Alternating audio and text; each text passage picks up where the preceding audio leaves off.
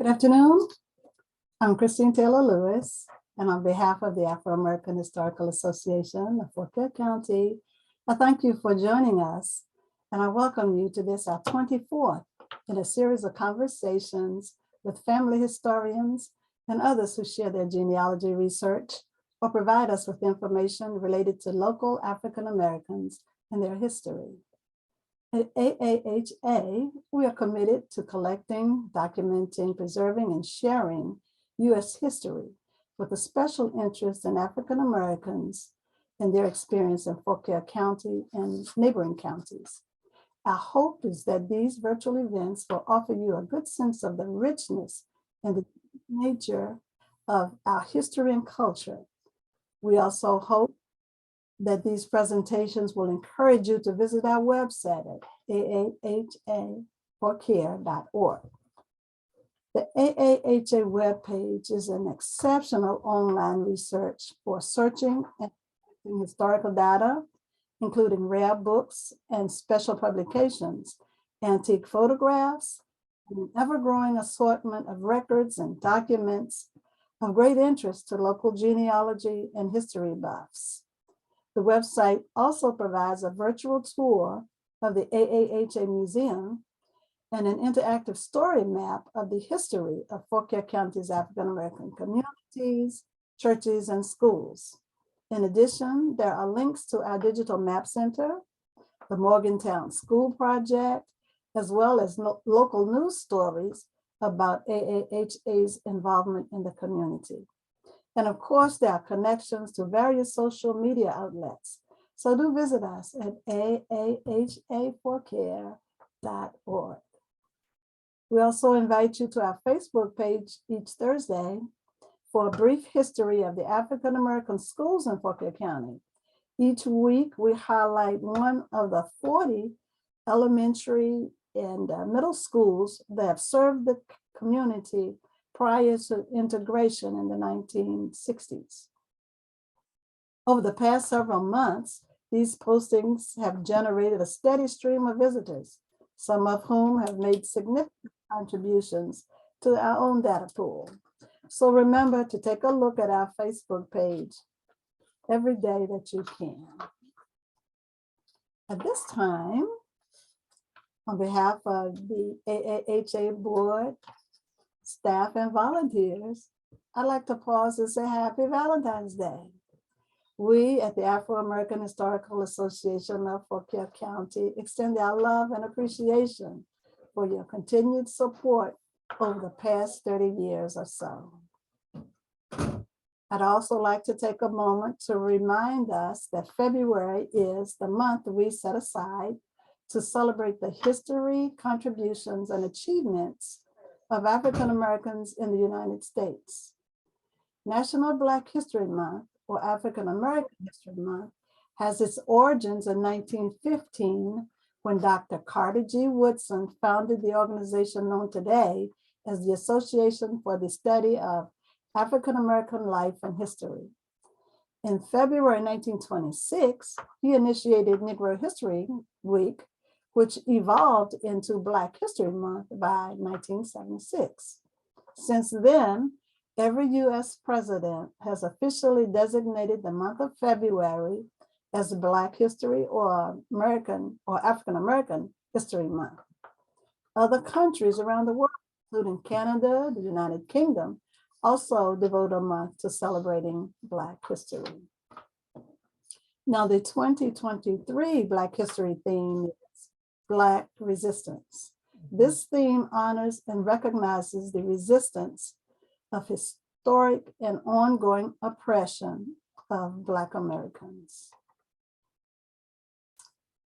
We have come over a way that with tears has been watered.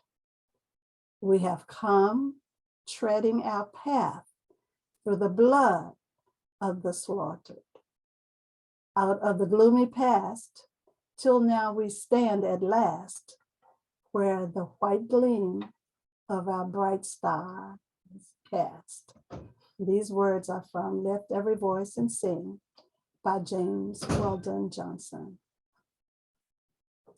Now, this is the part of our event that I truly love the most because it's always, but always a joy and a delight to introduce these wonderful people who agreed to come and talk to us during this hour. And today is certainly no different. I met our guest about 2 weeks before September 18, 1993, when she and her late husband, Reverend Marcus Fields Sr., sang at my wedding. She has shown herself to be a dear and faithful friend ever since, and I'm thankful to realize this down through the years. She's here at AAHA in our offices today. Robin Fields was born to Pauline Hall and Robert Bobby Upshur and was raised in the Marshall and Rectortown area of Fauquier County. Robin graduated from Fauquier High in 1973.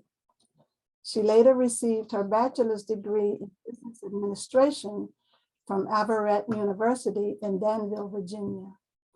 In 2015, Robin retired from the federal government after 30 plus years of service. For a few years, she offered her experiences as a substitute teacher in Fauquier County. She is a member of the Fauquier County NAACP and Chapel Spring Church. Robin was married to the late pastor Marcus D. Fields Sr. From their union, they were blessed with 3 sons and a daughter: Marcus, whose wife is Tifani, Michael Mitchell, whose wife is Jillian, and Meesha Fields Chun, whose husband is Chhay. She's also blessed with 5 beautiful grandchildren: Taya, Corinne, Cali, Chhay, and Jacob. Being a grandmother is the joy of her life. Robin enjoys baking and cooking, singing and listening to music, traveling, photography, taking nature walks, and above all, Robin loves the Lord and enjoys giving back. She has found that it's definitely more blessed to give to others than to receive. So, hello, Robin. Hello, Christine. And welcome. Thank you so much. Thank you. And we thank you very much for joining us today. Thank you. It's a We truly pleasure to do. be here. I want to first thank the Lord for this opportunity. I want to thank Karen Hughes White, her great leadership as directress of this fine organization. And I also want to thank you, my dear friend. Bless you. I want to take this time to recognize the Fauquier County NAACP branch 7059, this fine chapter led by President Conway Porter. We have done great things because of our ancestors, and we continue to do great things, make great strides to improve Fauquier County and surrounding communities.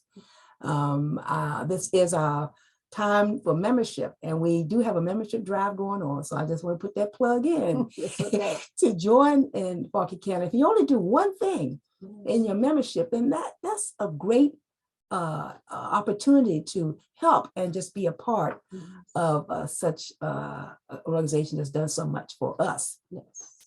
And last but not least, I want to thank my family, my children, and my friends for taking the opportunity to join in today. It really means a lot. Thank you. All right. Thank you.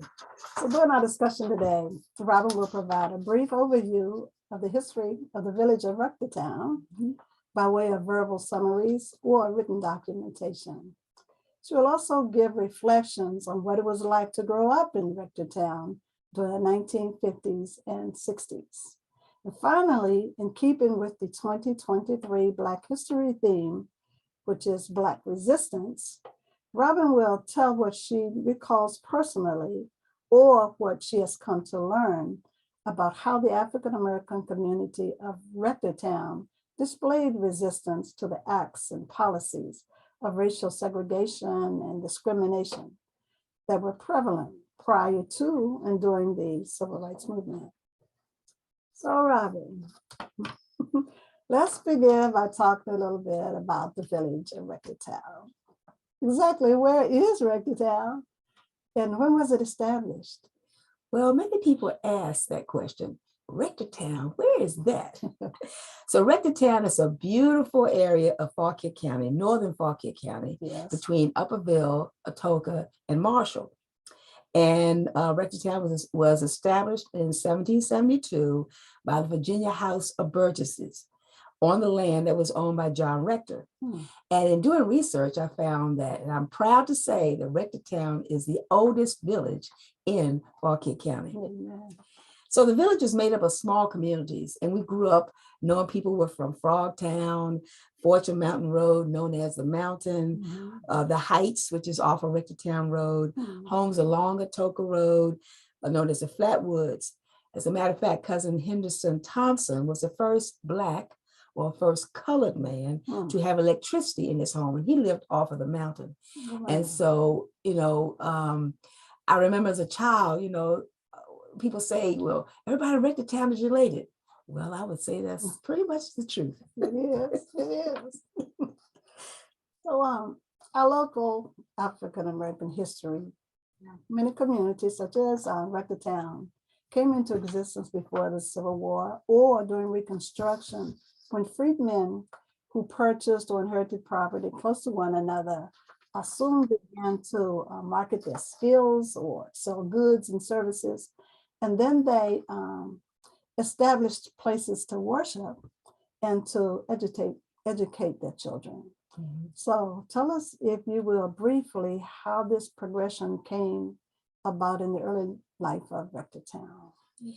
So in the early life of Rectortown, people had skills. And the colored men and women, later called Negro, before that there were other names, but they always had a vision and they prayed to God. I remember they prayed about everything, encouraged others to pray. For example, our Aunt Wilhelmina Smith, that lived off of Atoka Road, she and other women darned and knitted socks, and they gave them to the Red Cross to deliver to the men who were at the war, who were military soldiers. Then Uncle William Smith, my grandmother's brother, and other men in Rectortown trained horses, cared for the white man's farm, and did gardening and whatever they needed to do to make a living and take care of the family. They were hard workers. People in Rectortown were hard workers, and they understood what they had to do for their family, not just the family that was right in front of them, but for the future family.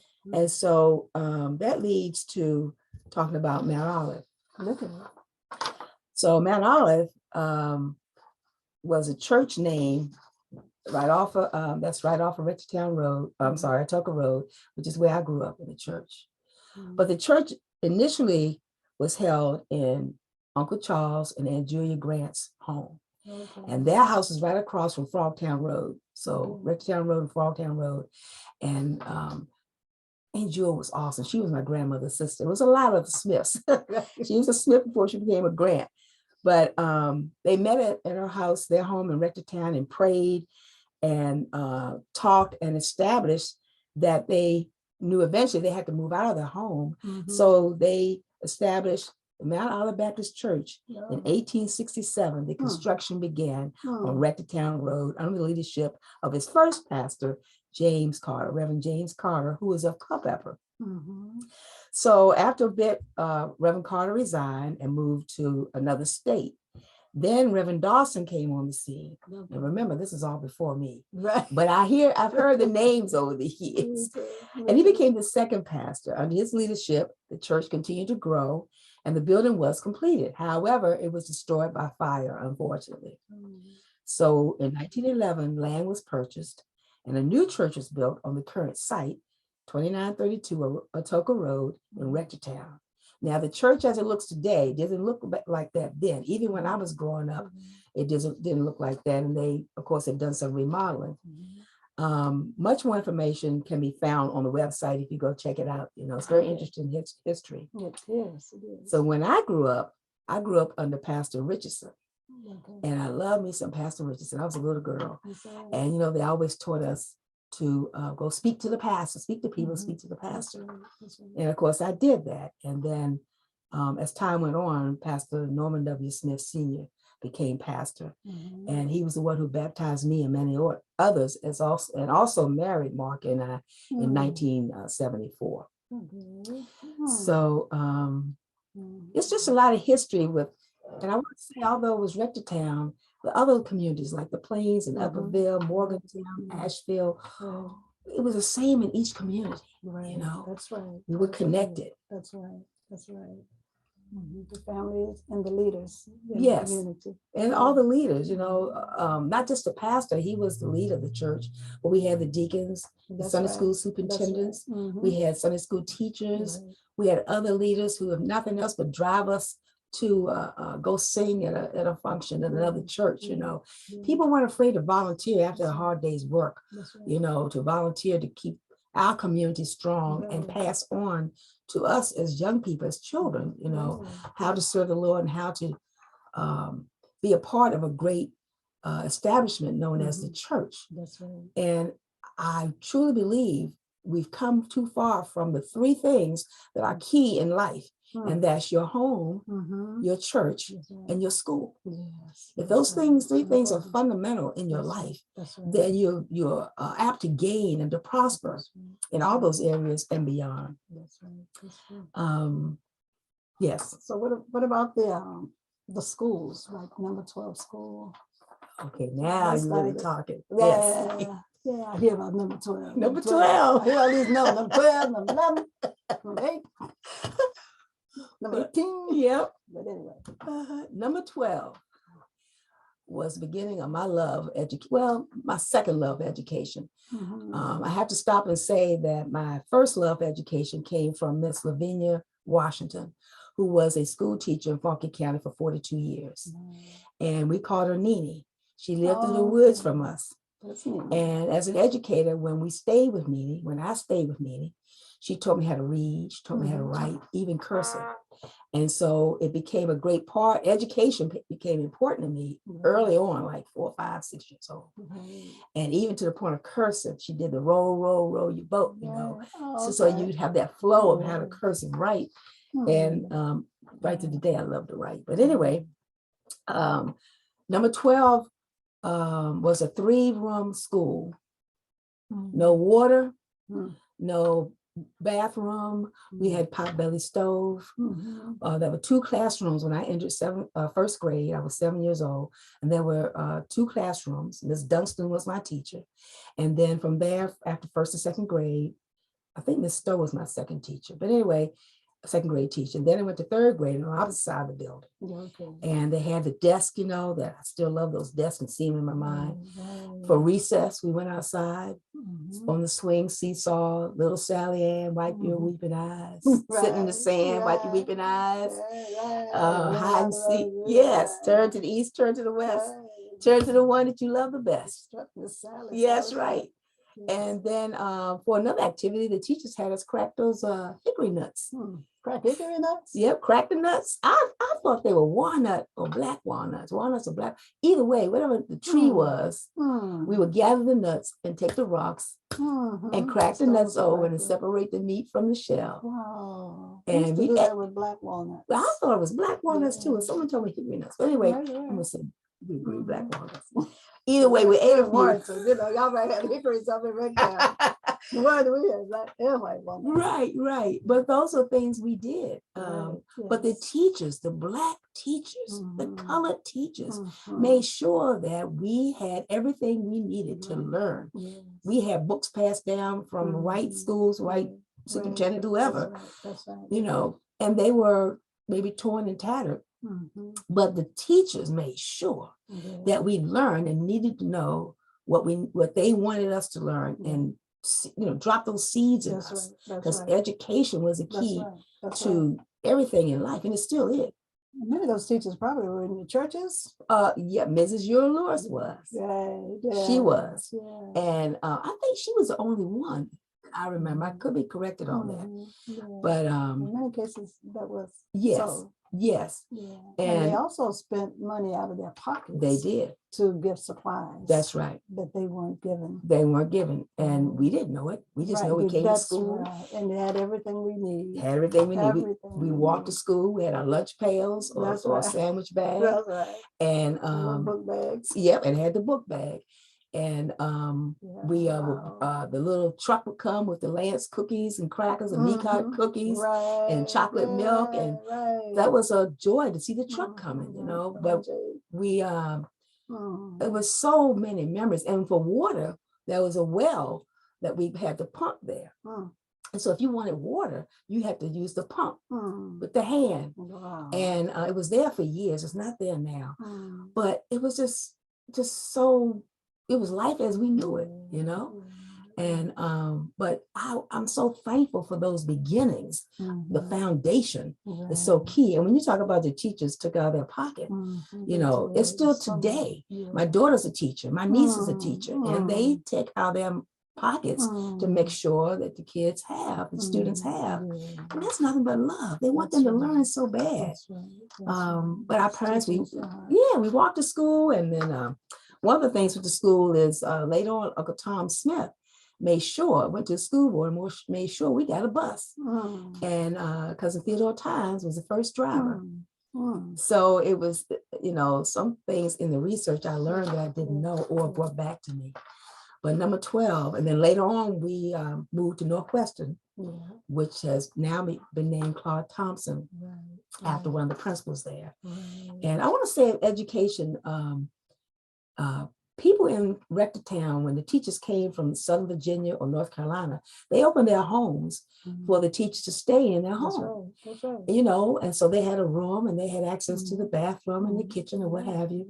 It's so respectful, you know. That was all over Fauquier. All over Fauquier. Because they didn't have hotels and apartments, places that were made available. Exactly. Yeah. So it came not knowing where they would be until they got there. That's right. That's awesome. Yeah, Mr. Claude Thompson was one of the teachers that stayed at our house, and also Oscar Hinton, Mr. Hinton. Mr. Hinton, I've heard of him. Yeah, and they kept in touch with my parents, with all of us over the years, you know, built a great relationship.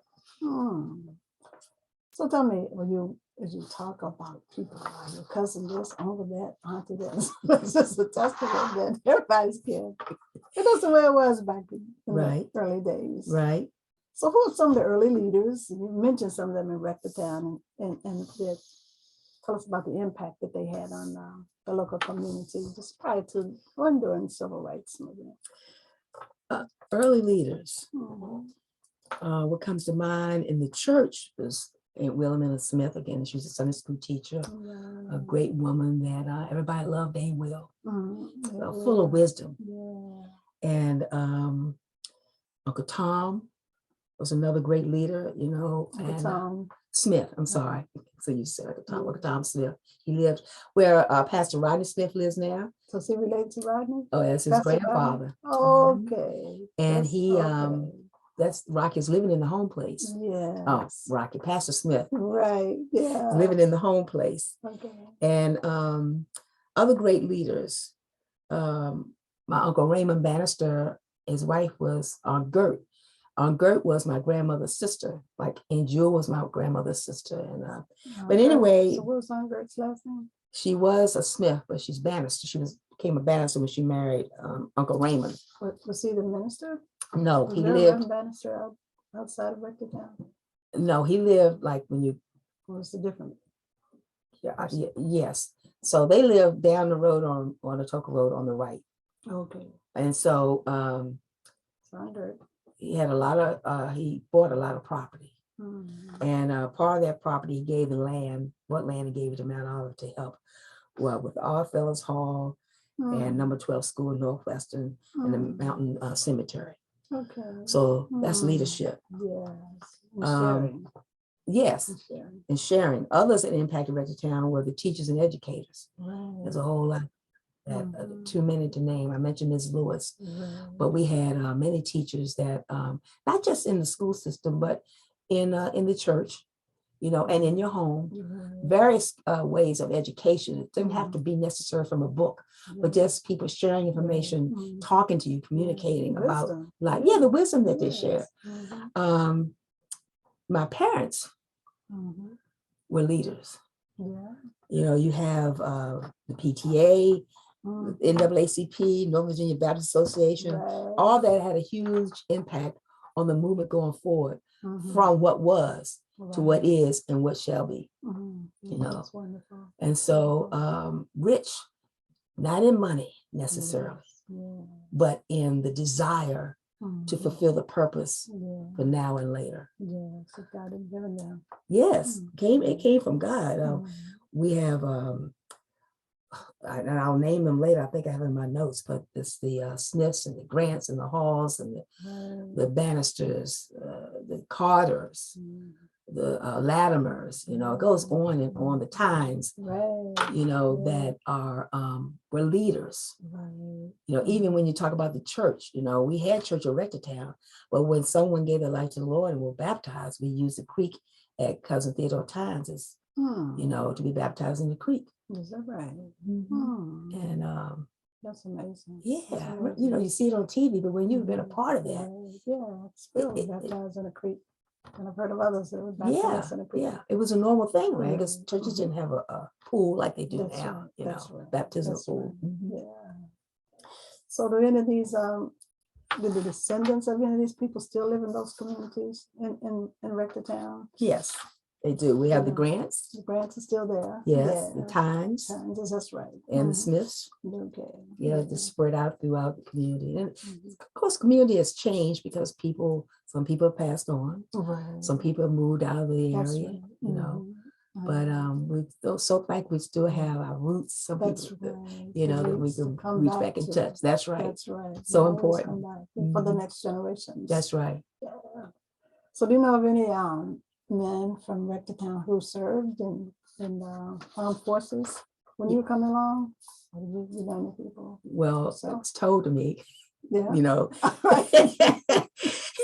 So Cousin Foster Grant was in World War II in the Army. Oh, wow. Cousin Robert Grant was in World War II, he's in the Navy. Mm. And my daddy, Bobby Yeah. Upshur, Yeah. served in the U.S. Army in the Korean War. Oh, he did. He did. Yeah. And studying about the war, I looked at the dates.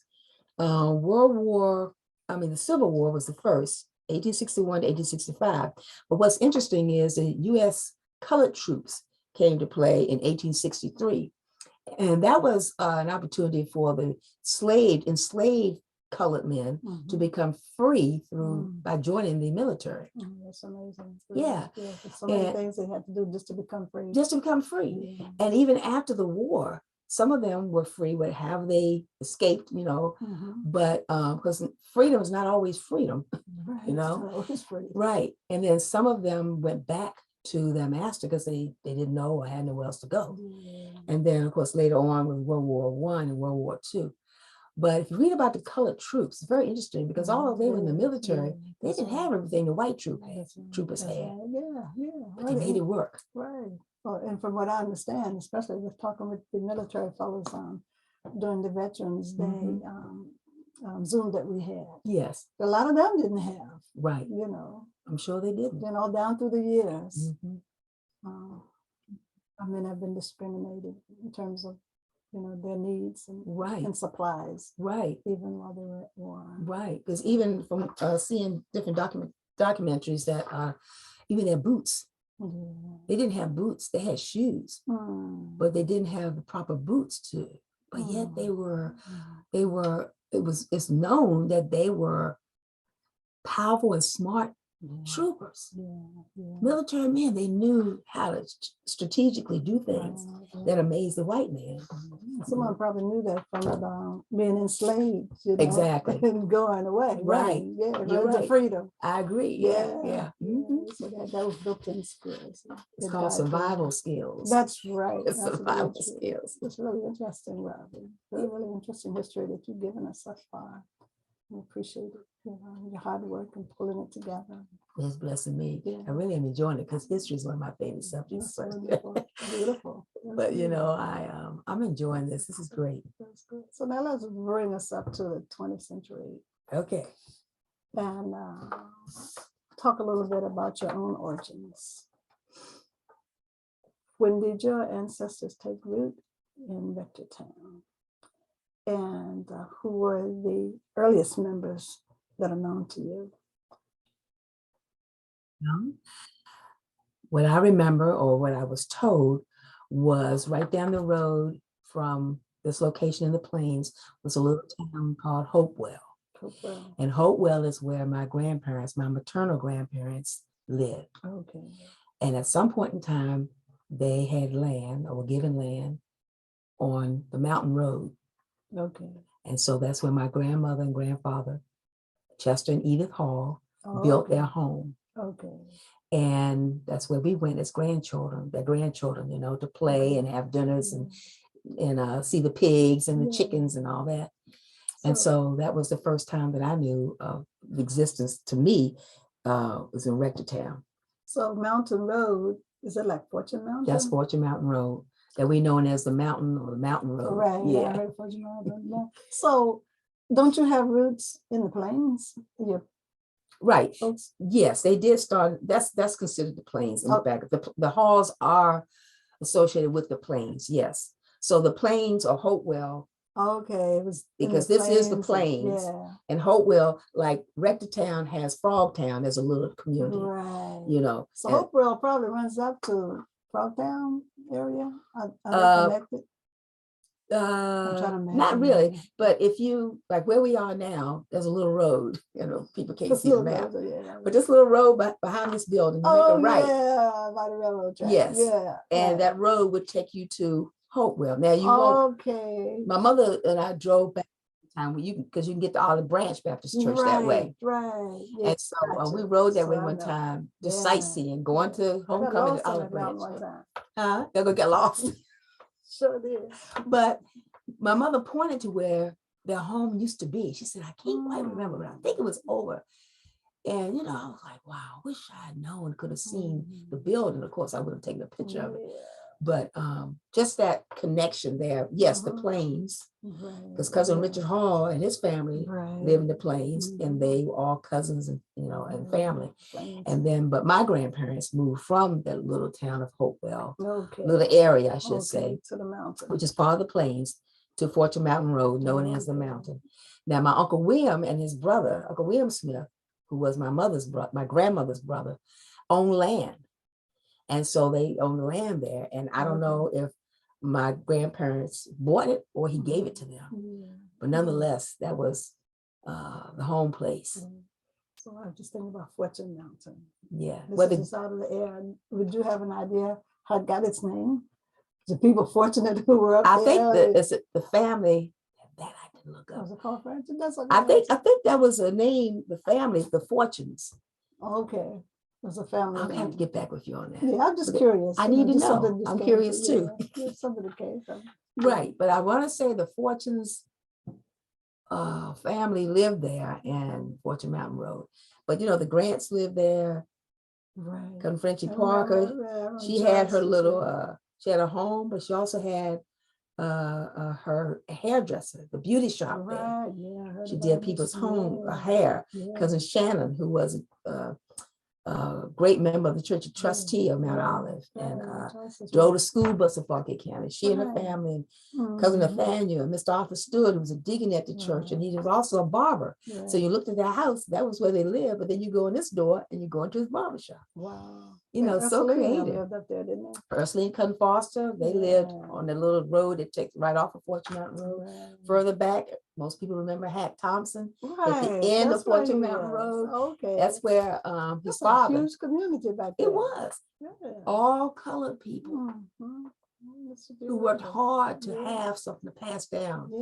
It was a village within the village of Rectortown. That's right. And you found them all over Fauquier County. Yes. In every little town. Yes, Asheville's the same, Morgantown's the same, you know, Upperville, all the same.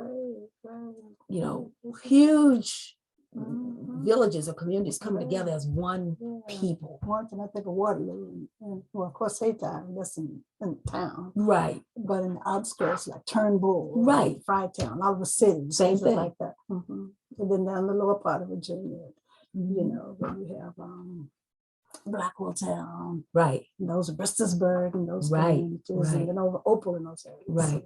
Because when we moved to Cali, we moved there, built our home, moved in 1988.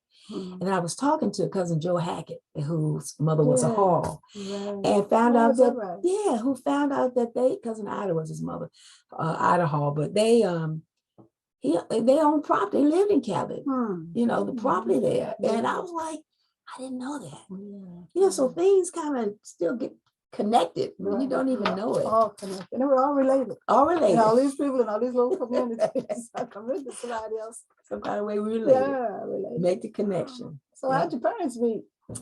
Well, mom and daddy, of course, grew up in Rectortown. Daddy was originally from DC. Okay. And whatever that story is, he was by his aunt, Miss Lavinia Washington, came to live with her. Okay. And so I guess over a period of time, everybody in the same community, they met at some point. I don't know what age they were really, but they became girlfriend and boyfriend at some point. Yeah. And they became a couple. And then daddy, he only had a 7th grade education. But my daddy was a smart man. He was warm and welcoming. He had a joking side to him, you know. Good things about him. Yeah, and people called him, you know, like Slick. They had names and met his buddies, you know, and they'd have this wave out the window, and you know. But he said, "Wave at everybody when you go on the road. Just wave at everybody." I said, "Daddy, who's that?" I don't know, but just wave at everybody. And so I found myself still doing that from time to time. So they became a couple. But they became a couple, and before he went to Germany as part of the U.S. Army, he made sure that Pauline was his girl. Yeah. So when he came back in, I think it was 1953, he came back, or early 54, and then they married at her mother's home off of Fortune Mountain Road. That's so beautiful. It's a wonderful Valentine's story. Yeah, yeah. I have pictures of them. It was so pretty, and you see all the siblings, my grandmother's siblings were in the pictures, and Miss Washington, Nene was there, and my daddy's mother, Mama Sally. So, you know, still a village. Still a village. Yes, certainly is a treasure. So you tell us, you know, as you move on, what it's like growing up in Rectortown, like your home life, what it's like in the community, in the church. Well, you told us pretty much like that in school life. So, yes. All of us that I've already said, but growing up in Rectortown was happy. A good life. We were disciplined, which is a form of love, whether discipline in school or discipline at home, or someone see you. The same people didn't matter. Or and if you were disciplined at school, or somebody saw you doing something wrong, it got back home, and then there you are again. Go get your switch, go get the belt, whatever, and you were disciplined as a part of love because they wanted you to be the best you could be. That's right. And I will say, as far as encouragement, when I went to church, and speaking of people, there was a couple that always asked me, how was I doing? Was I being a good girl? Yes, sir. Yes, ma'am. And after they checked on me and everything, they put a quarter in my hand. 25 cents. It was big time back then. It was big time. And I felt like I was like, wow, you know, it just felt so good. And they didn't do it just once. Every now and then they did that. It's positive reinforcement. Reinforcement, and people spoke to one another. So it was always examples of, even during days of segregation, you still spoke to people. You still had a good attitude. You still remember what your goals and purpose was, you know, because when you went back home, you had to deal with that segregation because you're in your village with people, you know, and everybody had pretty much the same thought pattern, vision, and purpose. Yep. We're all kin. We're all kin. Yep. So the home life and grew up in Rectortown, you know, different people would have the pastor come on Sundays to their house for dinner. That was great. Yeah, that was great. And my grandmother had the table all spread out, you know, and my uncle would get a watermelon and let that watermelon float in the spring. And when we cut that watermelon open, yeah, I have yet to taste another watermelon like that, the sweet and the juice. And so home life, we had chores. Am I moving too fast? Okay. Home life was, yeah, we had chores, had to do my homework. When I spent the night with Meanie, she had like a little farm over there. So I had to gather the wood, the chips, clean the hen house, gather the eggs. You had to clean the hen house? Oh, yeah. Throw that lime and that straw down. We're going to the chicken coop. Same thing. Same thing. But we could go inside. You know, she had a big enough one inside. We could go inside. Yeah, go under the chicken and get the eggs, into the hen. And then sometimes a weasel would kill the chicken. So the fox would get the weasel. We had to get it and throw it down the woods and keep going. Girls did that too. Oh, yeah. There was no discrimination in the village. Right in the village. That's right. That's right. And so go to the spring and get water. When the fruit was ready, there were apples, pears, plums, cherries. We had to pick them. So it was a chore. It wasn't like just going to the pear tree and just grab one and eat. We did that too. But you better bring those pears and bring them to the house too. Because winter was coming. Winter was coming. So you have to do the harvesting in order to. Absolutely. And it's nothing like applesauce, homemade applesauce and toast in the wintertime. Homemade applesauce. I'm telling you. And I do know how to do that. And so homemade ice cream. But I don't know if a lot of people did this, but Nina taught us when you gather the apples, you can put them in a box or a barrel and cover them with leaves, you know. And then when you need fresh apples, you go down the cellar and bring a few apples out, cut them up, pair them, and they would be just the same. Maybe have a little blemish on, but they were good. And make those fresh fried apples. Yeah, you have fresh fried apples in the wintertime. Yeah. So you cover them up with the leaves that you gather in autumn? Yeah, and put them away. So that's where those leaves went. That's the way cleaning the yard. Right. So I'm not telling you what I heard. I'm telling you what I know. So yeah, but you know, we had the pots in the house. We didn't have running water. So then you have to, you know, clean up the pot and all that to the outside toilet and get ready, get set up the fire, wash the clothes in the tub with the scrub board. Yeah, I remember those days. Yeah. My mother and grandma and my aunties used to use bluing. Did y'all use bluing? You use with white clothes? I think so. They put something in there. Yeah. I just remember this, it's like blue dye. Right. And you dilute it with water. Right. And put it in the white clothes, and it just made them, I don't know, brighter. And you put them up on the line. Right, hung them on the line. If it was a really good hot day, Meanie had us lay the sheets on the ground, and the sun bleached them. Is that right? Yep. Yeah. And then you had on to the make ground, on the grass. On the grass, yeah. And then it's amazing because no bird. I mean, they were still nice and white. And then you made the bed. And when you went to bed that night, it smelled so good. Yeah. Fresh sheets off the line. Nothing like that. Yep. Yes. And yeah. So church life, you know, it's pretty much you know, family oriented. You know, church is very important. The church? Yeah. Oh, definitely in the community. Yeah, right. Like I said earlier, the home, the church, and the school. Right. We had to go to church. We were in Sunday school. We were BTU. You know, and I went to Bible study at an early age, and they would have us stand and say a scripture or read a scripture. Right. You have to know it by heart. You have to know it by heart, you know, and didn't understand it then. You know, kids, we don't want to do that kind of stuff. We just want to be there. Don't even want to be there. But they made us go. Psalm 100, I remember that. And Psalm 23, of course. The Right. Lord's Prayer. Right. Those three. Right.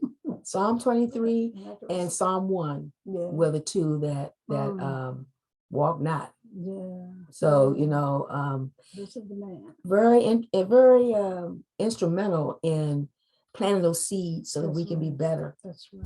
You know, and God says, you know, you prepare things and do things for your children's children. That's right. That's right. And that's a lot more than money, because money can go away, but those valuable things will stay.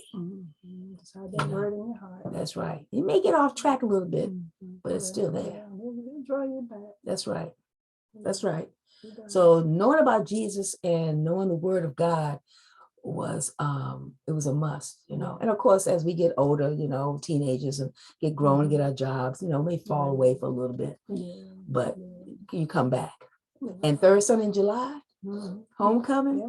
Still, that was like the height of being at Rectortown. right. I remember when I first got married and came home. That was the big day. Yeah, Third Sunday, go to Rectortown. That's That was right. the place to be on the third Big Sunday. day. Yeah. and because of the community Right. connection, Mhm. you go to First Baptist Asheville, Right, you go to right. Mount Every week we Pisgah, had you somewhere go to else to go. Morgantown, Right, that's Mount right. Nebo, That's right. and That's right. Salem, That's the right. Plains. Mhm. I also want to add that we visited other churches, the leaders in the community, Mhm. visited other churches. We visited people, went to Right. their homes, That's right. whether there was a need or not. That's right. We take maybe a jar of applesauce or a Mhm. cake or something. Right, And if somebody was sick or not, they Mhm. said, I just got a little something, they slide something in their Yeah. hand, Mhm. Yeah. just to help them, encourage them along. Mhm.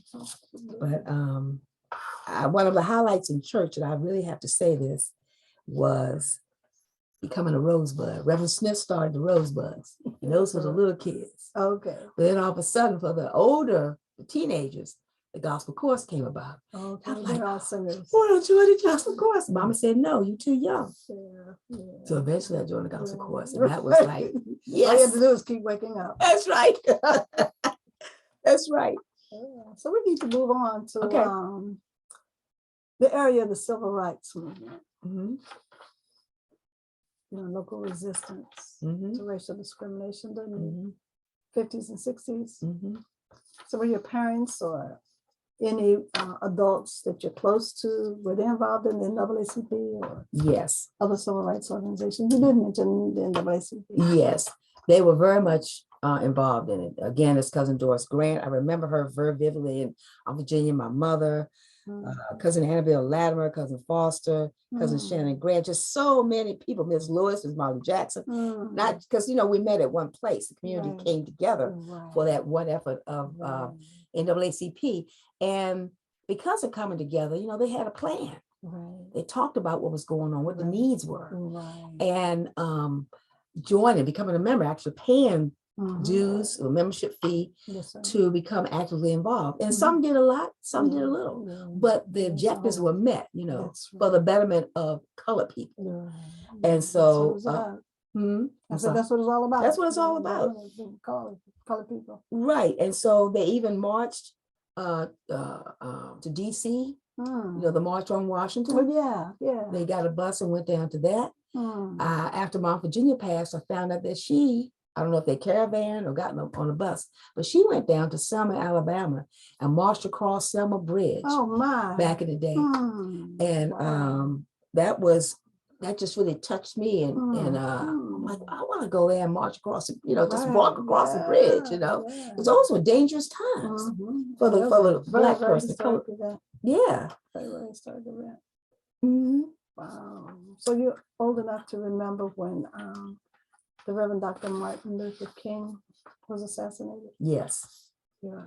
I was, matter of fact, in 63, when President Kennedy passed, I was at number 12 school. And I remember the teachers had us walk outside real quiet. Sad time too. And I see the teachers crying and whispering to themselves. I got home and then found out what had happened because President Kennedy was for all people. Yes. Right. And then 68, Martin Luther King died, assassinated. It was the same thing, who's going to lead us now? Like the member of your family, your favorite uncle or sister was killed for no reason except this is a man that led us. He was in jail. Everything he went through, even looking at death, he suffered for us and others that joined him, the John Lewis and the Abernathys and all those other great leaders. When he was assassinated, it just changed so much. And so many people were hurt by it. I remember I was in Michigan, living in Ann Arbor. I was 20 then. And I called home and my mother and everybody was just so sad. So sad. Like I said, he was like a member of the family, probably to most African Americans during that time. Right. Whether they agreed with him or not. Right. Because he was a vocal and he was a leader. And we knew what he stood for. What he stood for. And he was a man of peace. Nonviolence. He was a man of peace. That's and right. nonviolence. Nonviolence. And he just had a connection with him. Yes. So true. Yeah, so, and then the question was, who's going to lead us now? Yeah. One thing that came to me about that is, you know, I know he looked to the Lord, but we also need to look to the Lord. Mhm. You know, Definitely. somebody's going to stand up. We're a man or woman that's going to stand up and lead us, but ultimately our leader is God. That's right. And so I know I believe that his strength came from what he did That's right. because of his belief in God. That's And he right. was a pastor. Yeah, you he know. was. He was. Yeah. Yeah. He Mhm. preached. So he Yes. walked what he preached. Yes. Yeah. He's a great man. He was a great man. And we have other great men and women now because of him and others. That's right. That's right. Whether Yeah, it he led be, the way. yes, whether it Yeah. be up on Capitol Hill or Mhm. whether it be right here in Rectortown. That's right. We have great leaders. AAHA. Yeah, and AAH, that's right, AAHA. Yeah, That's right. Fauquier County. Fauquier County. Yeah, where our roots were. That's right. So if we can summarize things, Mhm. as we're getting closer toward the end. Okay. So what's your most precious memory growing up in Rectortown? You know, based on everything that you talked about. So much I could say, you know, that's probably that's a deep question. But I want to go back a little bit real quickly and Mhm. define resistance. Okay. The ability not to be affected by something, especially adversely. Yeah, that's right. So you don't let resistance get in the way, whether it's coming from segregation Right. or it's coming from within. Mhm. You find a way to break free Mhm. from resisting what's good Yeah, that's right. and plentiful. Yeah. That's going to be effective. But my most memorable things that affected me was when my mother signed me up to go to the white school. Mhm. I was in the black school from first grade to fourth grade. Fifth grade, I went to Marshall. Okay, so you're number 12. I was number You started 12. out in number 12. I was Northwestern. And then Okay. I went to Marshall, the white school in fifth Oh, grade. okay. Okay. So while you were at Northwestern, you transferred to. Yes, she transferred me. She told me to do your work, you be nice. And if anything happens, you let me know. Hey, that's right. Well, you know, thank God I didn't have Sound to tell like Miss Pauline. Pauline. That I sound didn't have like to tell Miss Pauline Pauline. anything happened. And so the kids, you know, they do what the parents tell them. They looked at me, they didn't say anything to me until they called me the N-word, but I didn't respond to that. Okay, they looked at my hair, they never touched me, they never spit on me, pushed me, they never did any of that. One girl told me, my mother doesn't want me to be friends with you because you're colored, we're different. She said, but I don't care what she says, we're gonna be friends. Well, I'm still friends with Pat today. Isn't that beautiful? Yeah, That's and many beautiful. others who when they found out I knew a little something and had done my homework, hey Rob, what's the answer to number 2? So I would give them the answer, you know, and that helped build, wasn't supposed to cheat, but that helped build relationships. That's right. If I called on them today, they would come to my rescue. And that goes to show that hatred is taught. That's right. You know, Right. like your friend, she had that inner caring That's for right. you. Right. For whatever the reason she was attracted to you. Right. And you're in a spirit. And that was more important to her. More Than important. what her mother taught her about Right. hating you because of the color of your skin. Exactly. So that's just a reminder that, you know, that those hatred and that behavior is taught. Behavior is taught.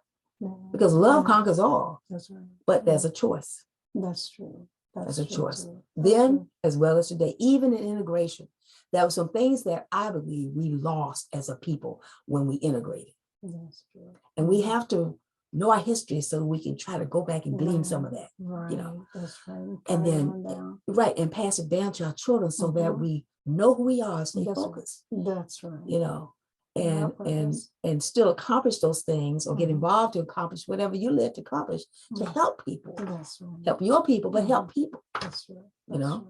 That's true. So I would say that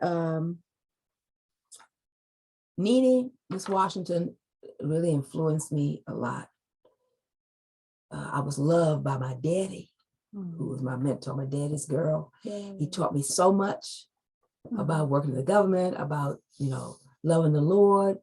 When he had cancer, he never let it get him down. You know, he said, you know, the Lord is good. Yes. You know, trust the Lord. My Aunt Virginia did a lot of things I found out afterwards that she did.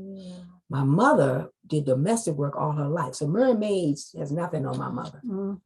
She knew how to clean a house. She lived in the rich white man's house, and I was with her as a little girl. And she made a living like that. But later on, she got a few classes under her belt, became a teacher's aide at Northwestern. That's beautiful. Yeah. So Reverend Norman Smith, my pastor, was like a father to me.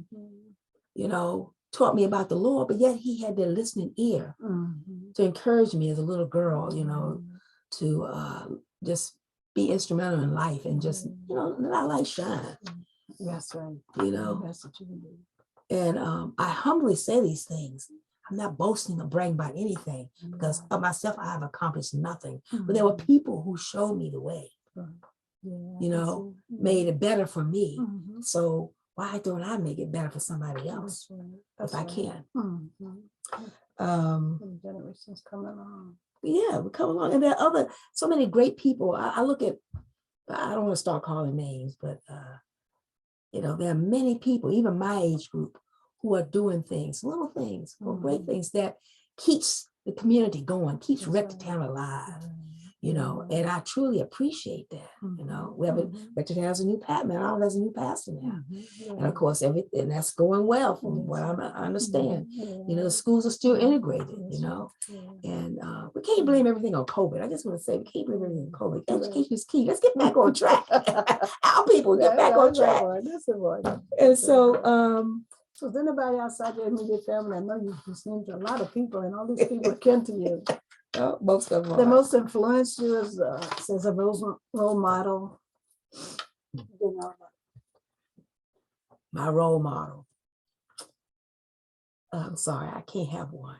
Okay, that's all right. I have to say my mother, my grandmother. Yeah, they have to be. And Nene. Yeah. Because it taught me how to work. These are the values that you grew. It taught me how to love the Lord, how to be respectful, how to speak my mind. So I usually sometimes I do that too much, but you know, how to be a lady, but ultimately, you know, be educated and lead others as best you can, imperfect as I am, but to lead others. And I have to say, in summary, that the key to everything is prayer.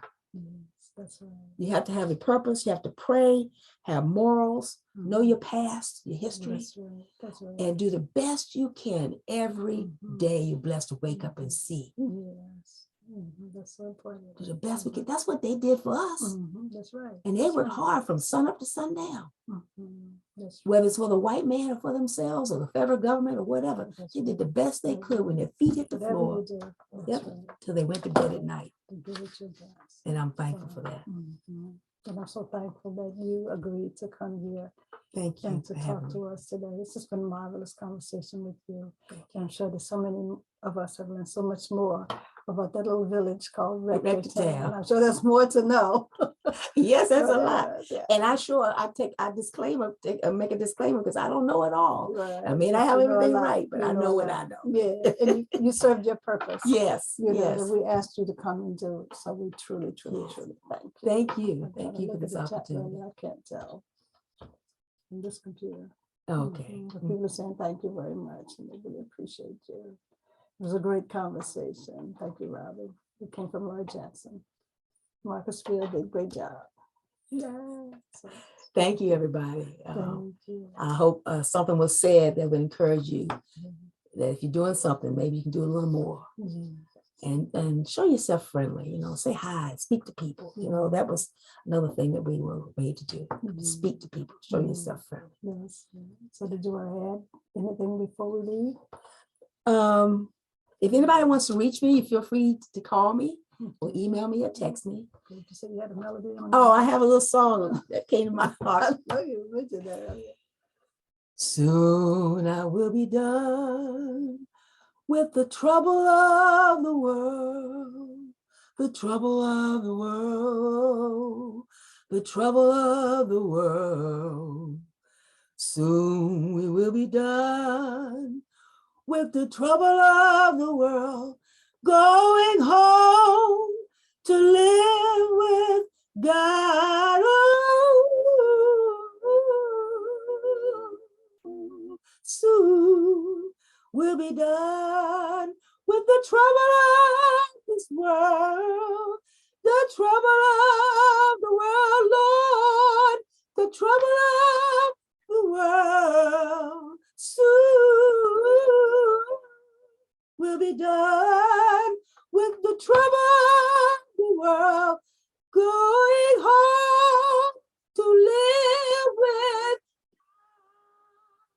going home to live with God. Going home to live with God. Beautiful, Amen. beautiful. Thank you God so bless much. you. You're so moving and touching. Bless everyone. Thank you. Moving, so moving and touching. And thank you. Again, we thank you on behalf of AAHA and the staff and the board. Thank you. And all of us here, the volunteers, everyone associated with us. Thank you so much for coming and joining us and giving us a little piece of African-American history in your presentation. So again, we love you. Happy Valentine's Day. Same to you. Thank Happy Valentine's Day. Thank God bless you. again. And I can be of service. Please let me Thank know. you. Thank you so much. Thank you. And to those who are with us, we thank you again for joining us. In our next event on Tuesday, February 28th, Darlene Grant from the Mount Morris Baptist Church in Hume is going to come and talk to us about collecting and maintaining church history records. A very important presentation that she has for us. Then a month from now, on Tuesday, March 14th, exactly a month away, Barbara Newman, also from the Mount Morris Baptist Church, she's going to come in recognition of the Women's History Month theme, and she will come as a woman who tells our stories. So she's going to come and tell us all about how she came to be a playwright and was able to tell our stories through the plays that she has written for the churches. So we hope that you will join us next Tuesday on February 28th, 2 weeks from now, and just continue to join us. And again, we thank you so much for your support here at the Afro-American Historical Association, Fauquier County. Thank you and God bless. I don't know what to do. Am I off? Okay, good.